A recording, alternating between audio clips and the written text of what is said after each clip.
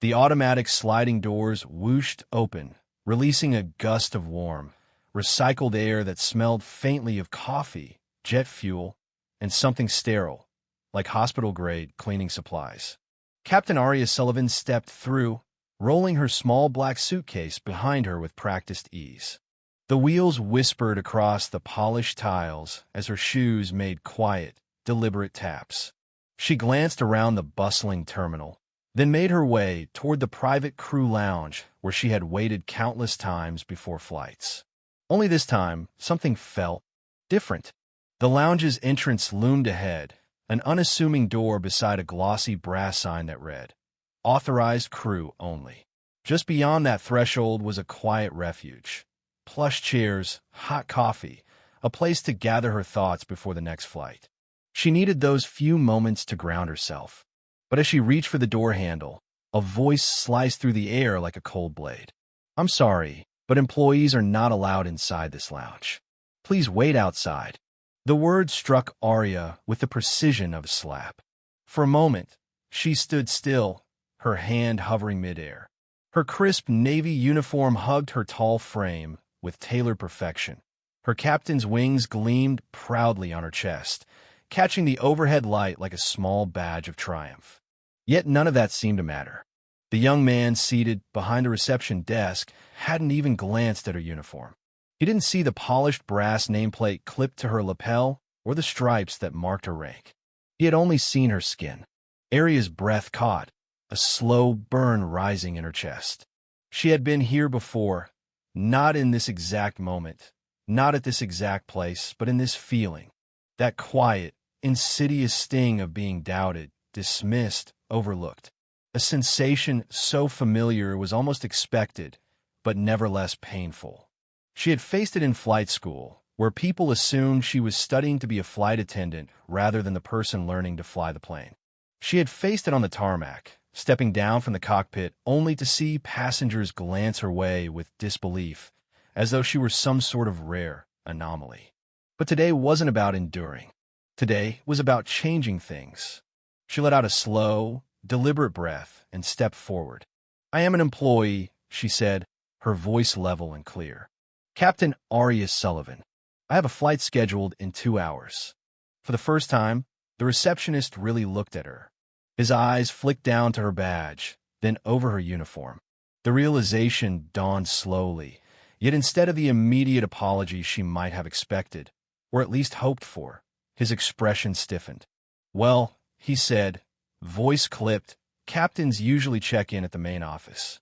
This area is for crew members." Arya clenched her jaw. It was an excuse, and not even a good one. She had seen 3 white male pilots in identical uniforms walk through that door in the last 5 minutes. None had been stopped. None had been questioned. They belonged, apparently.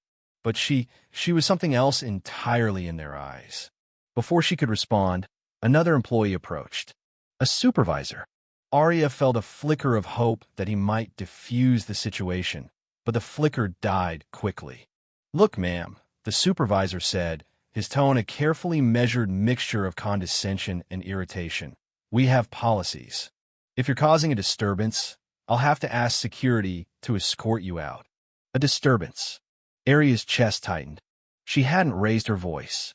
She hadn't done anything but assert her right to be treated as the pilot she was. And yet, they were ready to call security. To have her removed from her own workplace. That was it. The final straw. Arya didn't argue. She didn't plead. She simply reached in her jacket pocket, pulled out her phone, and pressed a familiar contact. "Hello, Mr. Lancaster?" she said, her voice calm but unwavering. "This is Captain Sullivan. I need you to come to the lounge. Right now." 10 minutes later, the CEO of the airline, Stephen Lancaster, walked briskly through the terminal, his gait purposeful, his expression unreadable. When he reached the lounge, his sharp gray eyes swept the room, taking in the scene. Arya, standing tall in her captain's uniform. The 2 employees, their faces shifting from annoyance to pale confusion, and the other crew members, now watching with hushed murmurs. The receptionist was the first to speak, his voice suddenly fawning. "Mr. Lancaster, sir," There's been a misunderstanding. No, Lancaster interrupted, his voice cool but cutting. There wasn't. Silence descended like a heavy curtain. Then, turning to Arya, Lancaster's tone shifted. Captain Sullivan, he said, I sincerely apologize for this unacceptable behavior. The entire room froze. What they hadn't realized, what they hadn't known, was that Arya wasn't just another pilot. She was the head of the airline's Diversity and Inclusion Task Force, a key figure in developing programs to bring more underrepresented pilots into the fold. She worked directly with the executive leadership team, shaping the policies that governed the entire company. And she had the authority to make real, lasting change. Without hesitation, Lancaster faced the two employees. You're both suspended. Effective immediately, he said. This company will not tolerate discrimination.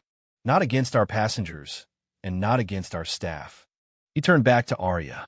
We're shutting this location down for immediate retraining. Mandatory. Comprehensive. This will never happen again. Arya nodded once. It wasn't about punishment, not entirely. It was about fixing a system that had been broken for too long. And today, she had taken a step toward doing just that. News of the incident spread fast. A passenger who had overheard the confrontation had quietly recorded it and posted the video online. Within hours, it had millions of views. People across the world rallied behind Arya Sullivan, praising her courage, her composure, her strength. Young girls, especially young black girls, reached out to her through social media, through letters, through email. They said they had never believed they could be pilots until they saw her. They believe now. Other airlines took notice.